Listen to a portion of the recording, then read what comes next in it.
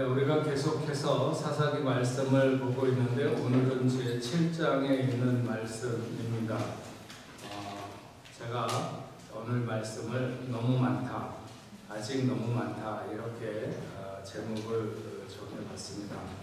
오늘 말씀은 많다고 하는 것, 그 많다고 하는 것에 너무나도 큰 의미를 부여하고 살아가는 오늘 우리를 돌아보게 하는 굉장히 귀중한 말씀인 것 같습니다. 뭐든지 많아야 된다는 생각이 사람들을 지배하게 된 것은 모든 것을 이 시대의 수치로 평가하기 때문에 그렇습니다. 유튜브 구독자가 몇 명인가, 인스타그램의 팔로워는 몇 명인가, 이것이 이 시대의 기준과 같이 되어버렸습니다. 정말 말 같지도 않은 일, 입에 담기에도 너무 부끄러운 일을 해도 일단 구독자가 100만이면 그는 무시할 수 없는 대단한 인물이 되는 것이죠. 먹방을 해도 라면 20개는 한꺼번에 먹어야지 한 4-5개 먹어서는 나도 하겠다, 너도 하겠다 이렇게 되는 것입니다. 모든 사람들이 무조건 많아야 된다고 하는 거대 숫자 증후군에 빠져버린 시대가 아닌가 싶습니다. 그런데 오늘 말씀은 너무 많다, 아직도 너무 많다 하시면서 뭔가 우리가 추구하는 생각의 방향과는 다 반대의 방향을 가리키시는 그런 말씀을 오늘 우리가 보게 됩니다. 가나안의 미디안 백성들이 지속적으로 이스라엘을 괴롭혔습니다.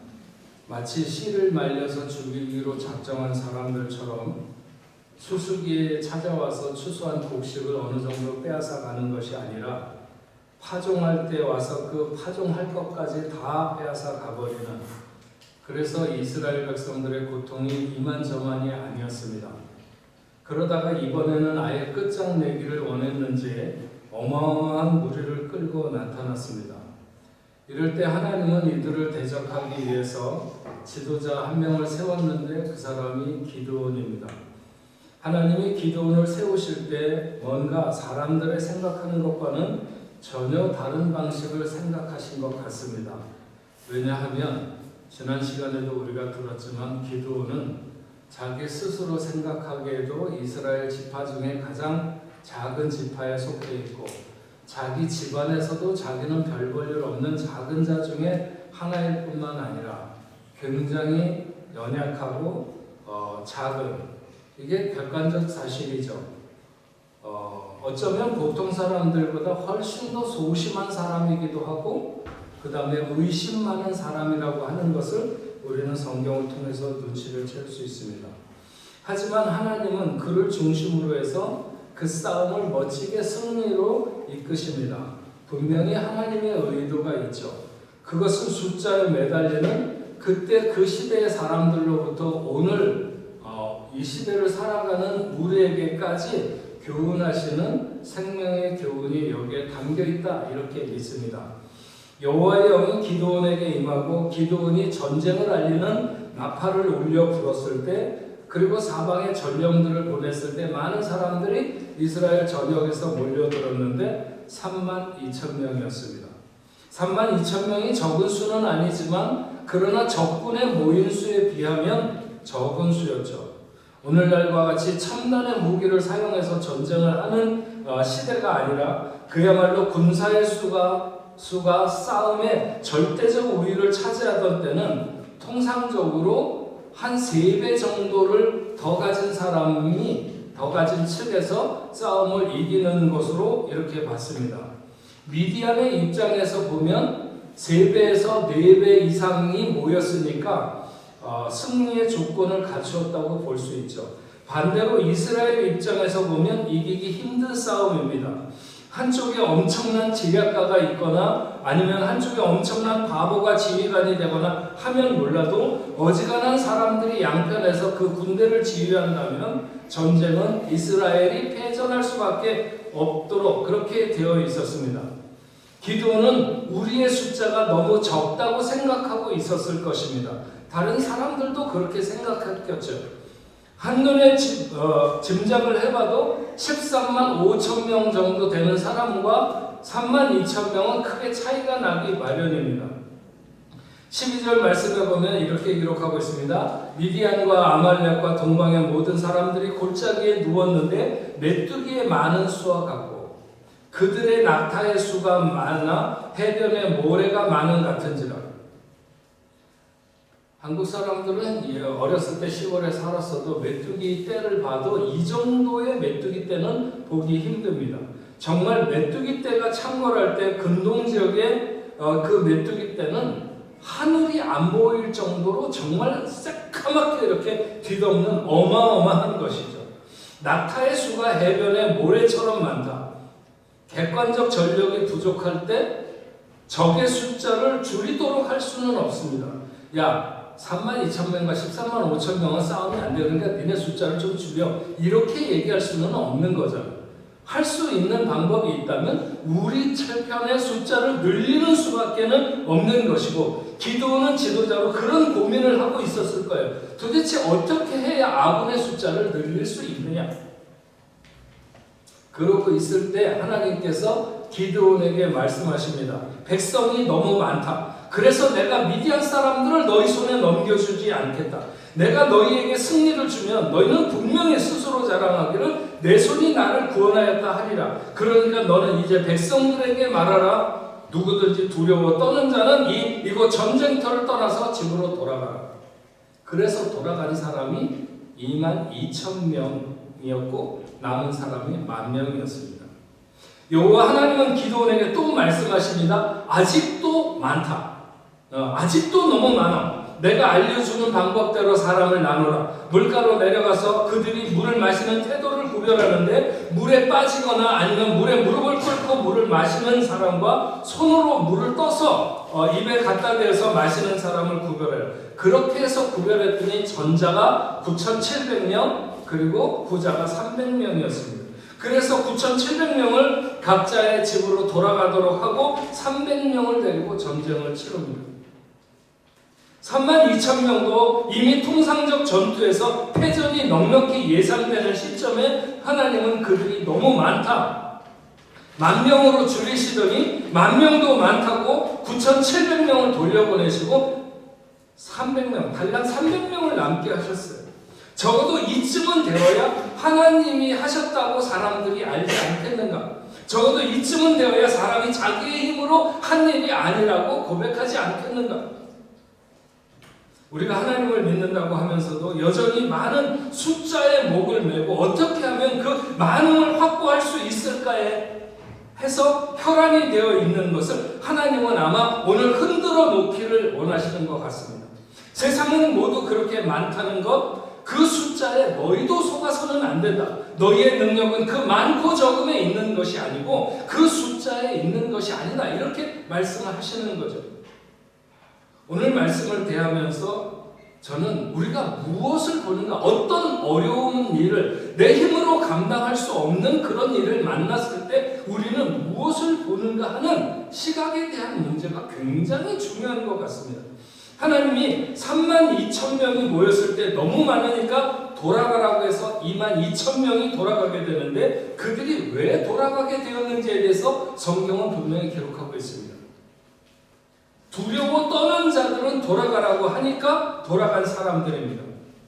기드온이 부는 전쟁 나팔 소리를 듣고 그들이 각지에서 몰려들 때는 이번 전쟁에서 내가 승리자가 되어서 전공을 세워서 한번 출세를 해보겠다거나 아니면 이번 기회에 어떤 높은 명예나 큰 이득을 누리겠다는 생각이 있었을 것입니다. 그런데 막상 전쟁터에 와보니까 적군의 숫자가 너무 많은 거예요. 어지간하면 우리가 용기를 내서 싸워서 이겨볼만 할 거라고 생각을 하고 나왔는데 와보니까 적군의 숫자가 너무 많아요. 그래서 내가 왜 전쟁에 나온다고 설쳐냈을까? 자신의 판단이 잘못된 것을 그때 아는 거죠. 발등을 찍고 싶을 정도로 후회의 감정이 이렇게 들어있을 그때에 마지막으로 뒤돌아설 수 있는 기회가 주어지는 것입니다. 내가 돌아가고 싶다고 손들고 얘기하는 그런 창피한 경우가 아니라 가고 싶은 사람은 가라고 말하고 있지 않는가. 그래서 22,000명이 뒤돌아서 집으로 가게 된 것이죠. 그들의 등 뒤에 남겨진 것은 그냥 두려움에 떠는 자라고 하는 말뿐입니다. 전쟁에서 죽을 뻔한 것과 충분히 바꿀 만한 낙인이지만 괜찮습니다. 왜냐하면 한눈에도 적군이 서너 배는 많아 보이니까 싸움에서 이기기 힘들다. 그렇게 생각된 거죠. 그러면 이제라도 집에 돌아가는 것이 맞다. 그렇게 판단하는 사람들 22,000명. 그들은 집으로 돌아가게 되었습니다. 저는 이 사람들은 어떤 사람들일까? 이렇게 생각해 볼 때 이들은 결정적인 순간에 적을 보는 사람들이다. 이렇게 말하고 싶습니다. 그래서 적이 너무 많음에 압도되고 적의 많은 숫자에 기가 죽는, 그래서 두려움에 빠진 사람들이죠. 우리가 승리할 수 있는 요인이 뭔가, 우리는 무엇을 가지고 싸우려고 하는가 하는 등의 자기 편의 장점이나 강점을 보는 것이 아니라 상대방의 강점을 보고 절망하는 사람들, 외부적인 요인, 특히나 많은 것에 매달리고 숫자에 매달리는 사람들의 약점이 여기서 드러나게 되는 것입니다. 골리앗을 앞세운 블레셋 군대에 왜 사울의 군대에서 아무도 나서지 못하고 모두가 다 기가 죽어 있었는가? 골리앗이라고 하는 엄청난 장수를 보았기 때문입니다. 그러나 어린 다윗은 상황을 보지 않고 본질을 꿰뚫어 보고 있습니다. 네가 커봤자지 고기 덩어리에 별 수 있겠느냐? 사나운 맹수에게서도 나를 보호하시는 하나님이 나와 함께 하시는데 너라고 별거 있겠느냐? 다윗은 골리앗의 키가 얼마이고 그가 잡은 창이 얼마의 길이이며 목소리가 얼마나 쩌렁쩌렁하든지 상관없이 그 외부적인 것에 매몰되지 않았습니다. 작은 돌멩이 하나 그의 이마에 가서 박히면 누구도 살 수 없다는 것을 알고 있었던 것이고, 하나님을 조롱하는 자가 결코 무사하지 못할 것이라고 하는 그런 믿음을 가지고 있었던 것이죠. 여러분, 두려움은 어디서 생길까요?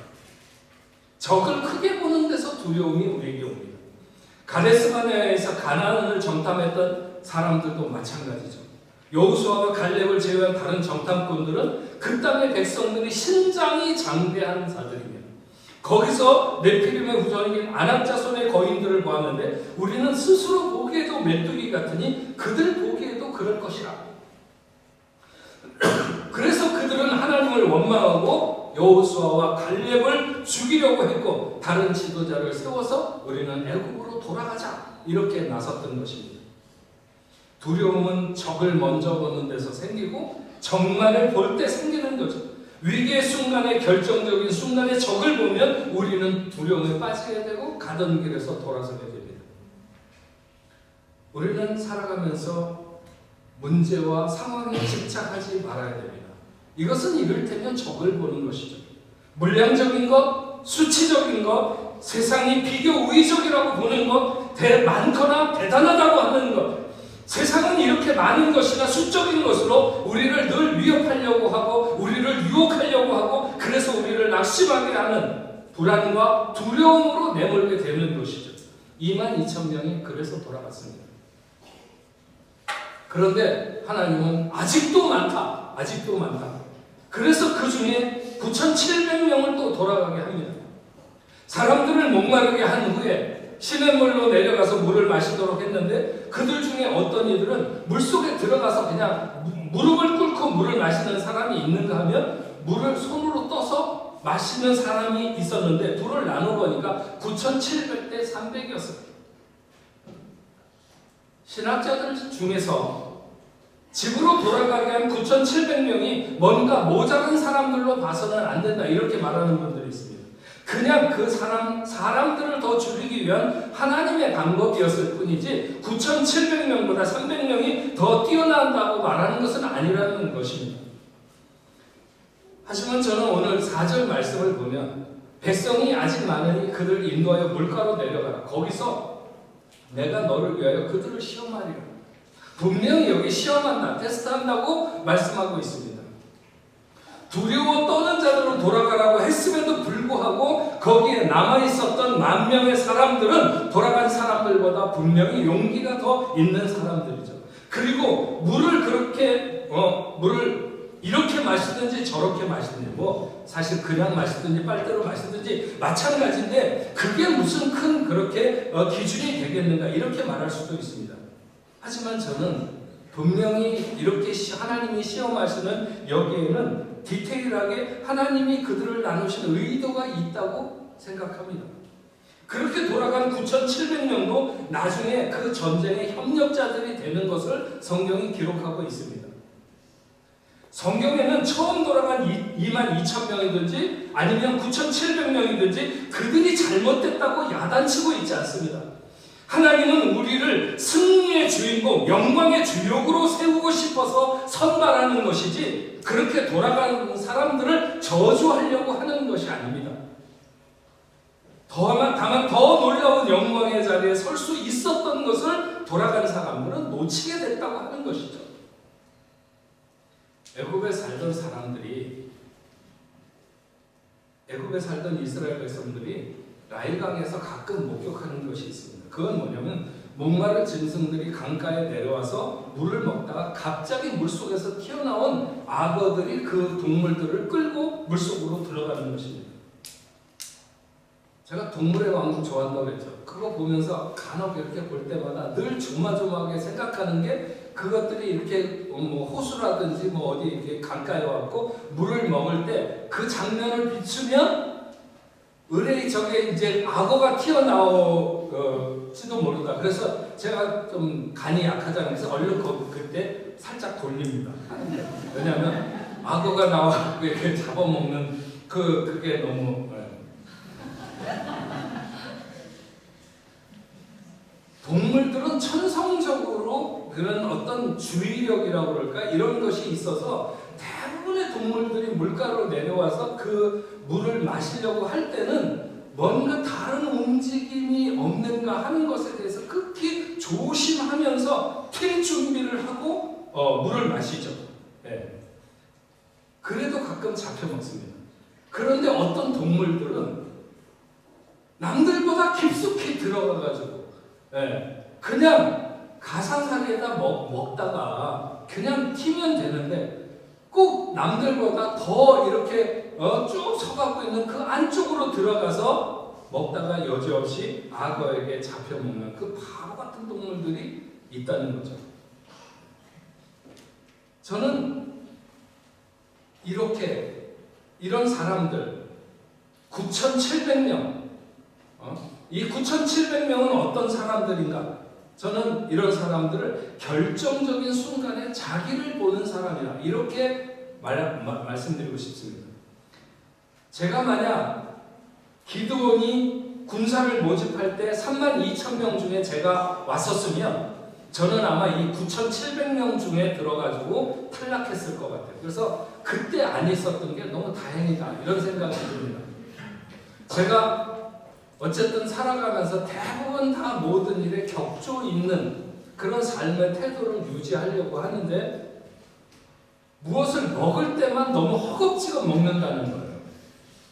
그 어린 시절을 가난하게 보내서 그랬는지 그건 잘 모르겠지만 하여튼 좀 그래. 근데 저희 교회 집사님 중에 한 분, 남자분이신데, 이분과 제가 여러 번 식사를 하는데, 식사를 하면 이분은 철저하게 같이 식사하는 사람을 먼저 이렇게 챙기거나 아니면 이렇게 하여튼 배려를 늘상 하는 분이 있어요. 그래서 제가 이 10,000명 중에 있어서 시내로 내려가서 물을 먹으라고 했으면 저는 이 9,700명 중에 들어서 탈락해갖고 집으로 돌아갔을 것 같은 이런 생각이 듭니다. 자기를 본다는 것, 자기를 본다는 것은 자기 욕망을 우선한다는 것입니다. 제가 가끔 그런 얘기 하잖아요. 요즘 강아지들이 뒤집어져가지고 이불 덮고 잠을 잔다고. 그건 개의 본성을 잃어버린 것입니다. 개가 가진 어떤 본성은 원래 항상 이렇게 뭐에가 달려들거나 아니면 도망가기 위해서 웅크리고 자도록 돼 있어요. 그래서 개 등어리가 이렇게 사람처럼 이렇게 판판하게 이렇게 자기 안 생겼잖아요. 개는 그렇게 자게 돼 있는데 군대 말로 빠져서 그런 거죠. 요즘 개들이 빠져가고 두려움에 떠는 자들 돌아가라고 했을 때 남았던 것만큼 그들은 마음의 준비는 되어 있었어요. 그렇게 돌아가라고 했을 때도 돌아가지 않고 남은 사람이 10,000명이었으니까. 하지만 태도도 준비되어 있었는가? 몸의 자세가 준비되어 있었는가? 어느 순간이든지 자신의 욕심보다 하나님의 영광을 앞세울 자세가 되어 있었는가? 마음은 원하는데 몸이 안 따른다는 얘기를 종종 하죠. 우리는 몸도 마음에 맞게 훈련시켜 두어야 합니다. 그것이 자세이고 태도인 것이죠. 그리고 그것이 결국은 우리의 운명을 가르게 됩니다. 그러면 우리는 피날레의 감격을 즐기는 무리 중에 들 수 있게 되는 것이죠. 여러분, 10,000명 중에 9,700명이 그렇게 했다는 것은 대다수의 사람들이, 거의 전부의 사람들이 그렇게 했다는 것입니다. 그런 순간에 그렇게 행동하는 것이 그래서 틀렸다는 것이라기보다는 그렇게 하지 않는 300명이 특별하다는 것이죠. 네. 대다수의 사람들이 다 그렇게 물을 마셨어요. 저도 그랬을 것 같다고 말씀드리잖아요. 저도 다른 건 몰라도 먹는 것만큼은 아마 첨벙 빠져가지고 그렇게 마셨을지 모릅니다. 근데 300명은 그렇지 않았다는 거예요. 자신의 목마름이 극한 순간에도 자신의 본분을 잊지 않는 사람, 모든 사람들에게서 그것이 통용된다 하더라도 하나님 앞에서의 그 특별함을 지켜내는 사람, 이런 사람들은 중심이 있는 사람들이고, 이런 사람이 어디에서나 중심이 되는 사람들입니다. 하나님이 찾으시는 사람, 바로 이런 사람들이죠. 이런 사람들을 하나님이 찾으십니다. 자기를 넘어선다는 것은 위대한 길목으로 나가는 마지막 관문입니다.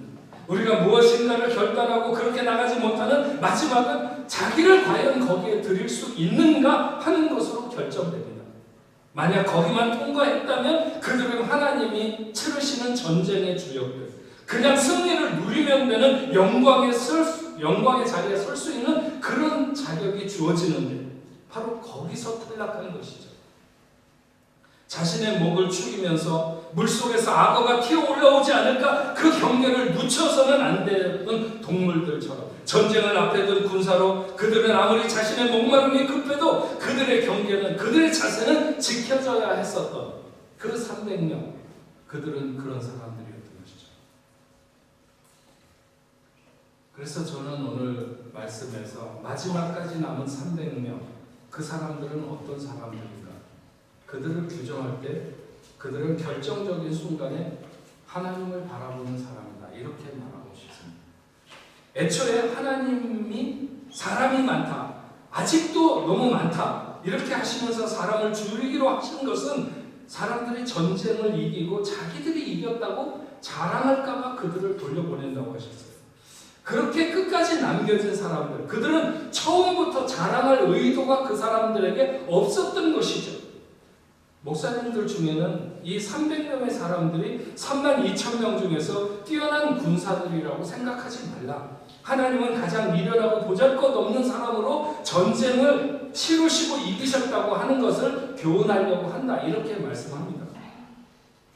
저도 이 300명이 다른 사람들보다 용맹하다거나 겁이 없다거나 아니면 다른 사람들보다 굉장히 뛰어난 군사들이라고 강조하고 있는 것은 아닙니다.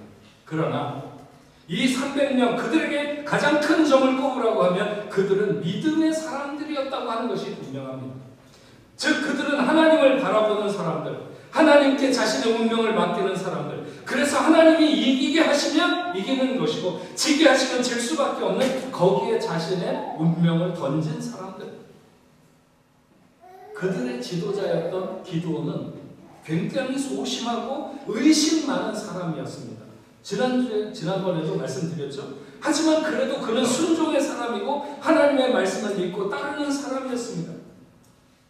우리가 읽지는 않았지만 9절 말씀부터 계속 보면 여호와 하나님께서 기드온에게 적의 진영에 내려가 보라고 이렇게 하시면서 뭐라고 그러냐면, 만약 내려가기가 두려우면 네 부하 부라와 함께 내려가라는 말씀이 있어요. 기드온에게 야 적진에 내려가 한번. 그럼 내가 뭔가를 너한테 알려줄 게 있으니까 적진에 내려가봐. 근데 내려가기가 두려워? 그러면 네 부하 부라를 데리고 내려가. 그게 뭐예요? 부라는 기드온보다 훨씬 더 담대한 사람이라는 거죠. 까짓거 죽으면 죽지, 뭐 한 번 죽지, 두 번 죽나, 뭐 이렇게 생각하는 배짱이 두둑한 그런 사람일 수 있어요. 뭐 사람들의 성향에 따라서 다르니까 그럴 수 있는 거죠. 네.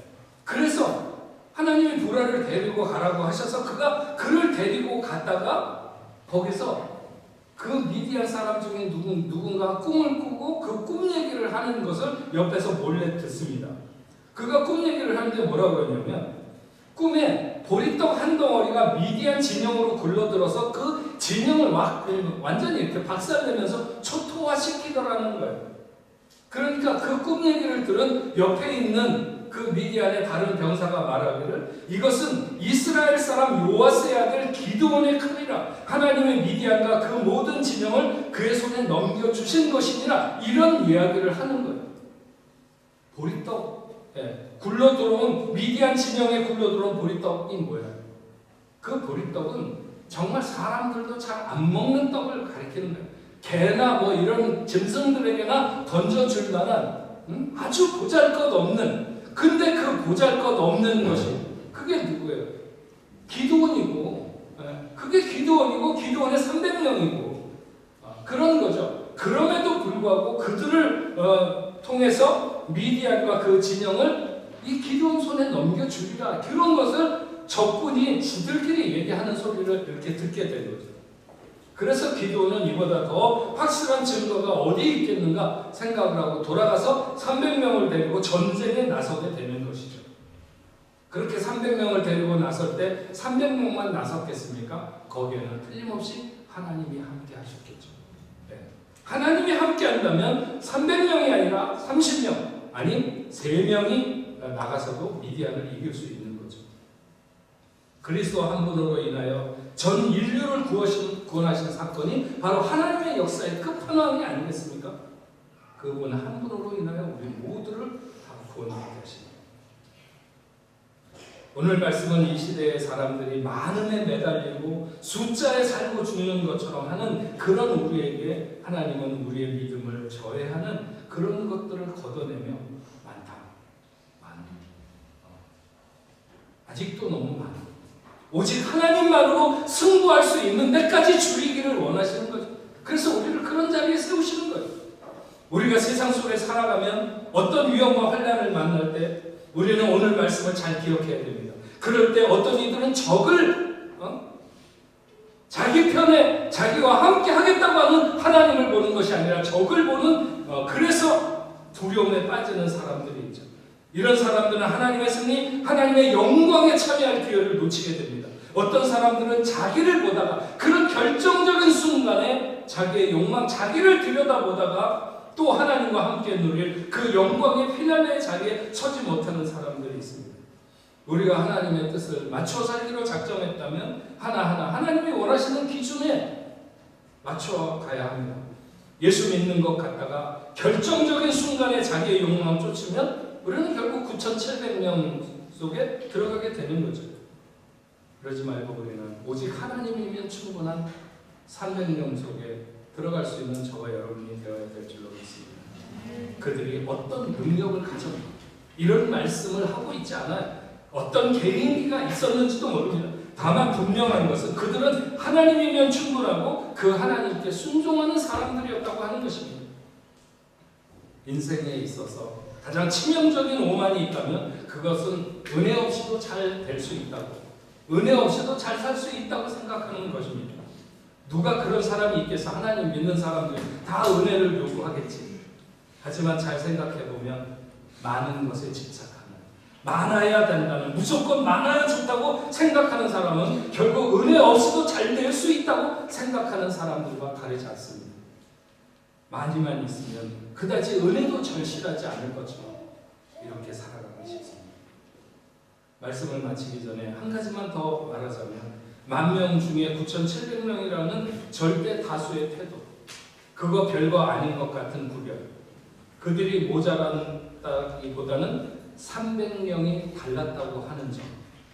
우리는 좀 더 이 시대 앞에 다르게 구별된 삶은 하나님에 대한 절대적 신뢰를 드리는, 그냥 마음으로만 드려도 되는 것 같지만 그렇지 않고 삶과 행동과 태도가 따라갈 수 있는 그런 것으로 절대적 신뢰를 드러내는 삶의 모든 정황을 오직 하나님이 이루셨다고 고백하는 그런 저와 여러분들이 될 수 있기를 주의 이름으로 축원합니다. 우리 주가 일하심에 같이 찬양하면서 오늘 우리에게 하시는 말씀을 다시 한번 마음에 새기고 결단하면 좋겠습니다. 날이 저물어갈 때, 빈들에서 걸을 때, 그때 하나님의 때, 내 힘으로 안 될 때, 빈손으로 걸을 때 내가 고백해 여호와의 일, 내가 빈손으로 걸을 때 여호와의 일을 경험하게 되는 줄로 믿습니다. 우리 같이 찬양하시겠습니다.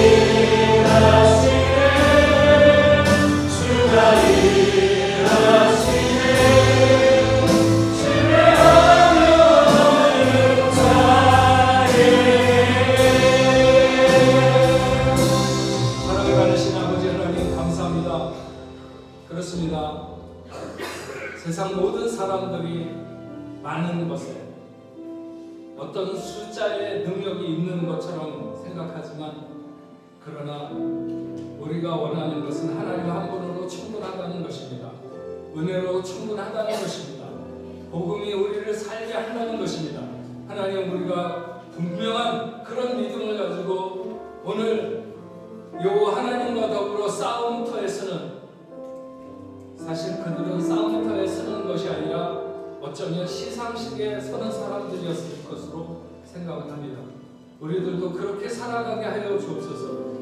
많은 것을 가지려고, 많은 것에 기가 죽고, 많은 것에 두려워하는 그런 우리가 되지 않도록 주여 도와주시옵시고, 하나님만으로 충분합니다, 은혜만으로 충분합니다, 이렇게 고백하는 저희들 되도록 하나님 인도하여 주시옵소서.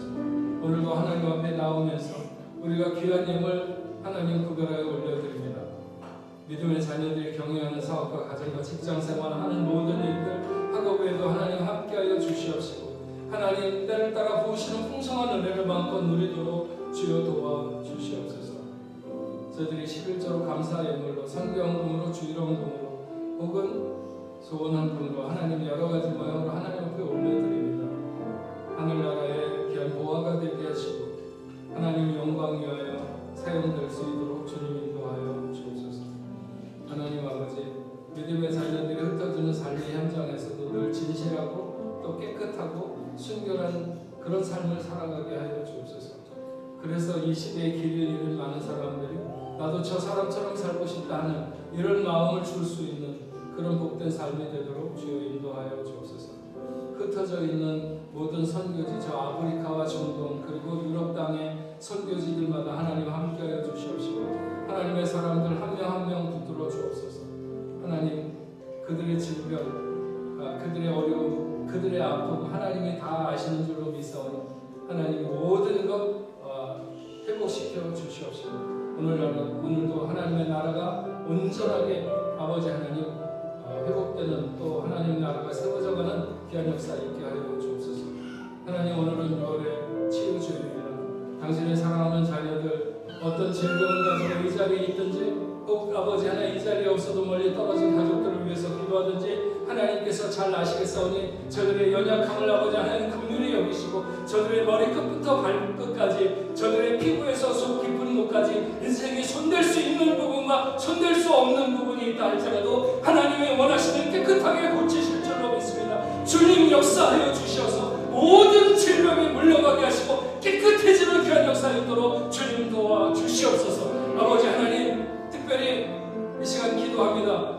우리 오혜인 목사님 사모님 아버지 하나님 내일 모레 수술하는데 아버지 하나님 사랑하는 딸에게 하나님 함께하여 주셔서 그 모든 연약함이 아버지 하나님 이번 수술로 깨끗하게 될 수 있도록 아버지 하나님 하여 주시옵시고 강건해질 수 있도록 주님 역사하여 주시옵기만을 간절히 바라고 원합니다. 당신의 사랑하는 귀한 자녀들 어떤 질병 아버지 하나님 어떤 어려움 가운데 있든지 이 시간에 함께하여 주시옵시고 주님 명령하여 주옵소서. 예수의 이름으로 명하노니 나사렛 예수의 이름으로 명하노니 모든 질병이 당신의 사랑하는 자녀들에게서 떠날지어다 하나님 깨끗하게 고쳐주시옵시고 뛰어 기뻐하며 하나님 앞에 영광 돌릴 수 있도록 인도하여 주옵소서. 저들의 마음의 소망, 저들이 아버지의 기도하는 모든 것들 두려움이 물러가게 하시고 온전히 예수 안에서 참된 기쁨만 넘치도록 인도하여 주옵소서. 오늘 우리와 함께 예배드린 장은실 자매 아버지 하나님 함께하여 주시옵시고 김평안, 박윤미, 이인선, 박찬미 아버지 하나님 당신의 사랑하는 귀한 자녀들 아버지 하나님 저들의 생을 복되게 하시며 어디로 가든지 하나님 동행하여 주시옵시고 하나님 영광 위하여 존귀하게 쓰임받는 귀한 자녀들 될 수 있도록 저들의 생을 복되게 하나님 인도하여 주옵소서. 오늘도 아버지 하나님 당신의 사랑하는 자녀들 아버지 하나님 흩어질 때 동행하여 주시옵시고 기쁨으로 다시 모여 하나님 앞에 예배하는 그 순간까지 어디로 가든지 무엇을 하든지 하나님 함께 하시며 저들을 통하여 큰 영광 받으시옵소서. 이제는 우리 주 예수 그리스도의 은혜와 하나님 아버지의 크신 사랑과 성령님의 강화 감동으로 교통하심이 오늘 하나님 앞에 나와 예배하는 당신의 사랑하는 자녀들 저들의 가정과 직장과 두분 부부에 세계 만방에 흩어져 복음을 전하는 모든 선교사들과 그 사역지 위에 이제로부터 영원토록 함께 있을지어다. 아멘.